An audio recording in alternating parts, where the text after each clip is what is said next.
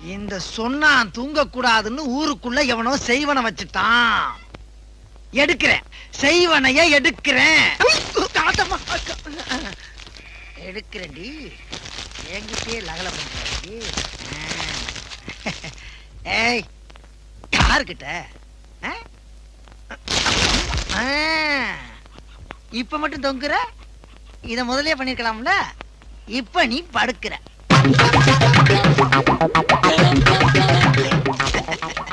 நாங்கெல்லாம் ஊருக்குள்ள பல பேருக்கு யோசனை சொல்றீங்க. எங்க கிட்டே வா, அங்கதான் பாப்போம் உள்ள.